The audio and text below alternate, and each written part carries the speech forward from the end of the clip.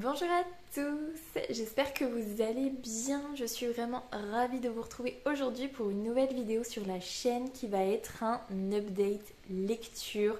Je suis trop contente de pouvoir vous le faire puisque ce sont deux très bonnes lectures. Enfin, il y en a une qui est vraiment très bonne et l'autre qui est un coup de cœur monumental, donc je suis vraiment trop contente. Et on ne perd pas de temps et on commence tout de suite. Première lecture dont j'aimerais bien vous parler, c'est Le parfum du bonheur est plus fort sous la pluie de Virginie Grimaldi, que j'ai lu sur ma liseuse. Ça fait des années, là on peut le dire, que je veux découvrir la plume de Virginie Grimaldi qui est un monument entre guillemets dans le côté feel good dramatique on va dire. Et je me suis jamais lancée dedans, j'ai toujours repoussé et il y a certains sujets qu'elle traite, notamment au niveau de la vieillesse, qui m'attirent beaucoup moins. Donc voilà, j'ai toujours repoussé et je tenais vraiment à découvrir sa plume. Et pour le Pumpkin Autumn Challenge, j'avais décidé de mettre celui-là, que j'ai d'ailleurs mis dans beaucoup trop de piles à lire sans jamais le lire. Et là voilà, je voulais une lecture qui change au niveau du thème par rapport à ce que je lisais précédemment. Du coup, je me suis dit ça va être très rapide à lire, ce qui a été le cas. Et je me suis lancée dedans. Pour le résumé, on suit Pauline, qui est une jeune femme qui doit avoir à peu près une trentaine d'années, je crois. Entre 30 et 35 ans, il me semble. Ça fait quelques mois qu'elle est séparée de son mari. Son mari lui a demandé de divorcer tout simplement. Et elle n'arrive pas du tout à comprendre pourquoi. Elle n'arrive pas à se faire à l'idée en fait. Elle essaye de faire bonne figure quand même pour leur petit garçon qui a 4 ans et voilà, qui vit la séparation de ses parents au même titre que Pauline. Et voilà, on va suivre en fait Pauline qui décide que non, c'est pas possible, qu'elle doit en fait raviver la flamme chez son mari qui a perdu ses sentiments, mais que elle, ils sont toujours présents, c'est l'homme de sa vie. Donc ce qu'elle lui dit, c'est que voilà, pendant tout l'été, elle va lui envoyer des lettres, et dans chacune de ces lettres, elle va lui narrer un souvenir qu'ils ont ensemble, de leur rencontre jusqu'au dernier souvenir qu'elle a envie de lui raconter tout simplement. Donc voilà, va s'en suivre cette histoire tout au long de l'été. Comment est-ce que Pauline, elle fait son deuil de sa relation, mais en même temps comment elle a l'espoir de reconquérir son mari, son rôle de mère, son rôle familial, parce qu'elle a quand même tout son noyau familial qui gravite autour d'elle, et les relations qu'ils peuvent avoir les uns avec les autres. Et voilà, globalement c'est ça, c'est comment est-ce que Pauline, elle va réussir à reconquérir, ou non d'ailleurs, son mari. Voilà le pitch de base. J'ai beaucoup apprécié ma lecture. C'était vraiment très chouette, très fluide à lire. Franchement, il n'y a pas de souci d'écriture, en fait, ça va très vite. C'est du feel good dramatique quand même. Et je trouve ça très chouette de voir la relation que Pauline a avec son mari, ou ex-mari du coup, dans le présent, entrecoupé du coup presque à chaque chapitre en fait on a un souvenir de leur passé et ensuite on revient au présent, et je trouve ça très chouette de voir l'évolution de leur relation actuelle et l'évolution de leur relation du début en fait, et de voir l'alternance en fait de points de vue. Je trouve ça super chouette et j'avais trop envie de savoir ce qui a fait que son mari ne l'aimait plus, parce que franchement c'est vrai qu'avec tous les souvenirs qu'elle leur raconte, on se dit que c'est pas possible, en fait ils sont vraiment faits l'un pour l'autre. Et voilà, j'ai trouvé ça super chouette le côté lettres, surtout que à la fin en fait, où on arrive à la fin de l'été, où c'est ses derniers souvenirs qu'elle raconte, son mari décide lui de faire pareil. Il a 13 souvenirs à lui faire revivre entre guillemets, et voilà, il va lui envoyer les souvenirs petit à petit, et du coup de son point de vue à lui, c'est ce qui va expliquer le fait qu'ils se soient séparés en fait.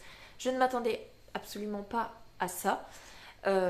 J'ai beaucoup pleuré, et ce que j'apprécie énormément dans ce livre là, que ce soit entre Pauline et Ben, du coup son mari, ou entre Pauline et les membres de sa famille, que ce soit sa mère, son père, ses frères et sœurs.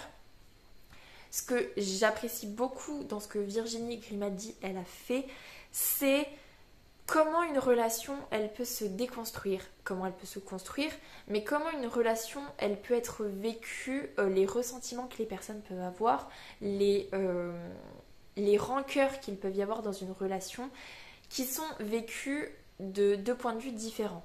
On a le point de vue de Pauline qui va nous raconter pourquoi avec sa sœur ça se passe comme ça, pourquoi avec sa mère ça se passe comme ça. Et ce que j'apprécie, c'est de voir le point de vue de la sœur, le point de vue de la mère, le point de vue de Ben, justement, quand il va lui raconter ses souvenirs et pourquoi on en est arrivé là. Et je trouve ça vraiment bien de voir elle et nous, en fait, en tant que personne, on a cette relation parce qu'on a ce point de vue-là, on vit les choses de telle façon, mais cette personne, elle vit les choses d'une autre façon, même si c'est la même situation. C'est toujours vécu avec une différence de point de vue, et du coup, il y a des ressentiments de l'autre côté aussi que la personne n'avait pas forcément vu, et j'ai trouvé ça vraiment très très bien, et je trouve que c'est une belle remise en question des relations qu'on peut avoir, des non-dits aussi, parce que finalement il peut y avoir un ressentiment qui va naître des deux côtés pour des raisons différentes, et le fait de ne pas en parler, ça va entretenir ce ressentiment qui en plus comment dire, peut venir de la même situation mais analysé de façon différente, et j'ai trouvé ça vraiment super chouette de voir ce point de vue là. J'ai adoré la fin que Virginie Grimaldi choisit. Et franchement, ouais, elle m'a brisé le cœur parce que le pourquoi du comment, en fait, clairement, ça m'a brisé le cœur. J'en ai eu un petit lac de larmes ici parce que voilà, c'était poignant, et franchement, elle est vraiment très douée. J'ai beaucoup apprécié ma lecture, ça se lit tout seul, et je ne peux que vous le conseiller. Après, je sais que du point de vue feel good, c'est vrai que c'est un monument, hein. Et donc je pense que je suis une des rares qui apprécie le feel good à ne pas avoir testé plus tôt, donc je pense que celui-là ça fait partie des plus connus, donc à mon avis j'étais encore une des rares à ne pas l'avoir lu. Mais voilà, si vous voulez découvrir Virginie Grimaldi, bah franchement c'est une belle porte d'entrée, et je me ferai une joie de lire d'autres romans d'elle pour voir si vraiment j'accroche beaucoup, mais pour moi c'était juste une trop bonne lecture, donc je suis très contente. Ensuite, comme on était sur du contemporain, du feel good, j'ai eu envie de rebasculer en fantasy. J'avais très très très peur. J'avais très très très hâte. Et j'ai décidé de lire le tome 2 de The Prison Healer de Lynette Noni. Donc c'est The Gilded Cage, c'est La Princesse Rebelle aux éditions Hachette Roman. J'avais eu un immense coup de cœur pour le tome 1. À tel point que je n'avais rien lu pendant une semaine parce que je n'arrivais pas à me sortir de cette histoire. Et donc c'est pour ça que j'avais si hâte, parce que le coup de cœur était tellement fort que je me disais j'ai trop hâte de retourner dans cet univers. Mais j'avais tellement peur parce que le coup de cœur était tellement fort que j'avais peur d'être déçue par ce tome 2. Je vous fais un résumé du tome 1. On va suivre Kiva, qui est une jeune fille de 17 ans qui est enfermée dans la prison de Zalindov. Depuis déjà 10 ans, elle a été enfermée en même temps que son père, qui a été enfermé pour cause de traîtrise, on va dire, enfin pour suspicion de traîtrise, et Kiva en fait elle était avec lui, et donc elle a été enfermée au même titre que son père. C'est une prison qui est très difficile, les conditions de vie sont terribles, et en moyenne les personnes vivent 6 mois, 1 an avant de mourir dans la prison, donc le fait qu'elle arrive à survivre une dizaine d'années, c'est quand même vraiment top. Elle va récupérer le poste de guérisseuse, puisque voilà, son père était guérisseur et il lui a appris les ficelles en fait tout au long des années. Donc elle récupère le poste de guérisseuse, et en fait il se trouve qu'un jour la reine rebelle est amenée à Zalindov, elle a été capturée et elle va être confrontée aux épreuves du supplice. Donc c'est 4 épreuves en lien avec les 4 éléments, puisque la famille royale maîtrise les éléments, il n'y a que la famille royale qui maîtrise ces éléments-là. Et il faut savoir que ces épreuves, elles sont totalement infaisables si on n'a pas de pouvoir.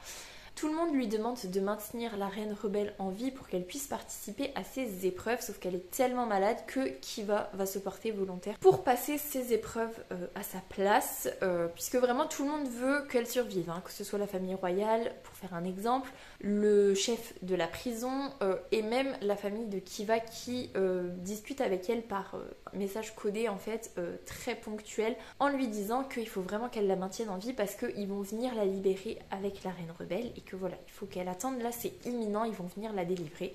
Donc Kiva se porte volontaire pour participer aux épreuves à la place de la reine rebelle, et voilà, on suit son quotidien dans la prison, on suit les épreuves, on suit le peu de relations qu'elle se tisse dans la prison, parce que elle est parce qu'elle, pour survivre en fait, elle se forge une carapace et elle a très peu de relations.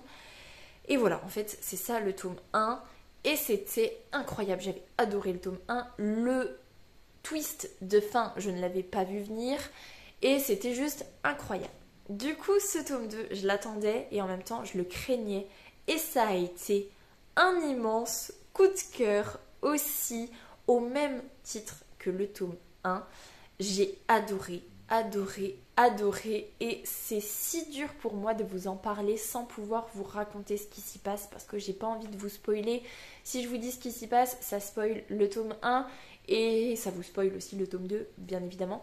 Mais en fait, ce qui se passe, c'est que là, dans ce tome 2, Kiva, elle est vraiment tiraillée entre deux choses qui lui tiennent à cœur, deux relations, entre guillemets, qui lui tiennent à cœur. Et elle va essayer de voir où va sa loyauté, tout simplement.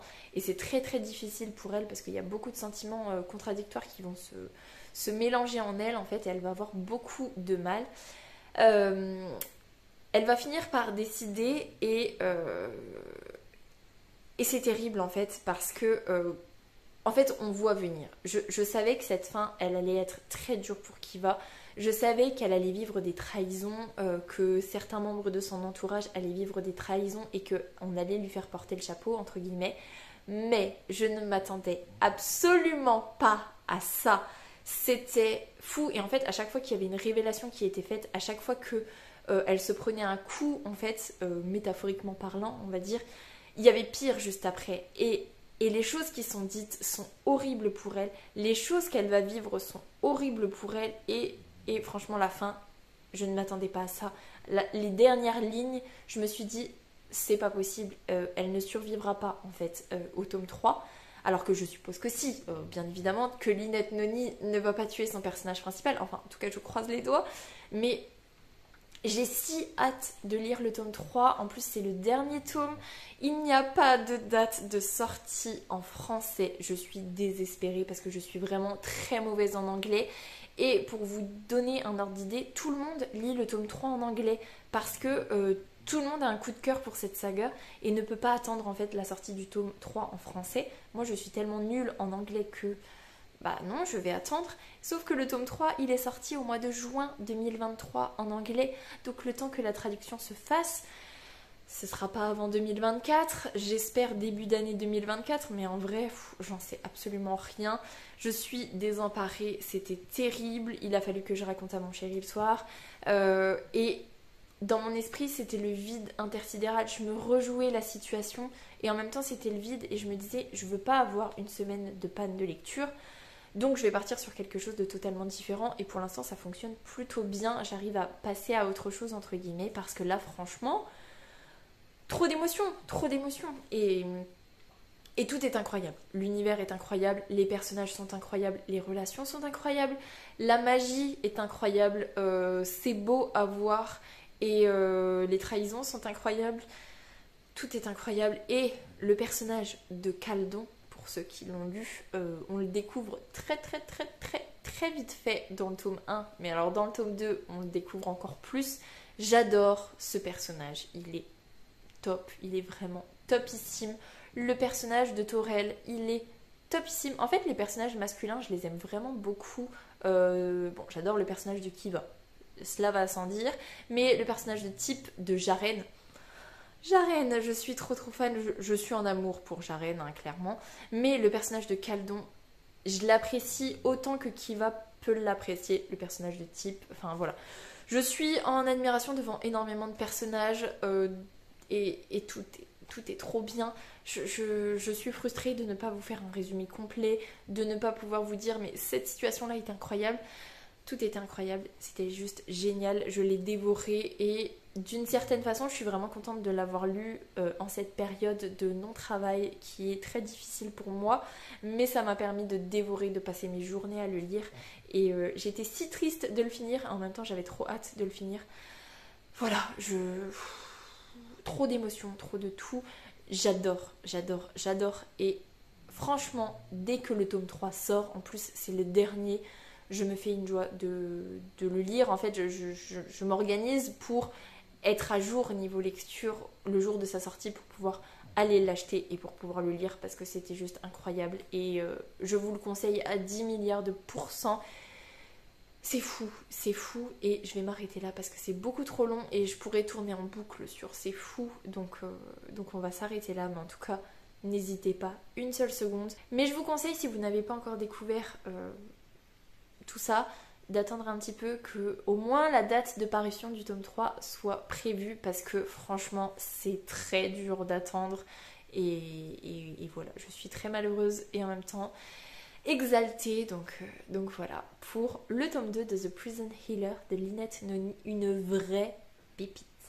Du coup, voilà pour cette update lecture, de très bonnes lectures, un coup de cœur monumental, franchement je suis trop contente des lectures que je fais là et même si j'ai la déception de ne pas encore avoir de boulot, j'ai la satisfaction de me dire je peux avancer pour la chaîne, je peux m'avancer pour Instagram et je peux lire et avancer beaucoup au niveau lecture et ça je suis vraiment trop contente. C'est vraiment super chouette donc voilà. Je vais vous laisser là-dessus parce que j'ai beaucoup trop... je suis beaucoup trop en effervescence on va dire, donc je vous laisse là-dessus. J'espère que cette update lecture vous aura plu. Si c'est le cas, n'hésitez pas à mettre un petit pouce dans les airs, à vous abonner à la chaîne et à venir discuter avec moi en commentaire, ça me fera super plaisir.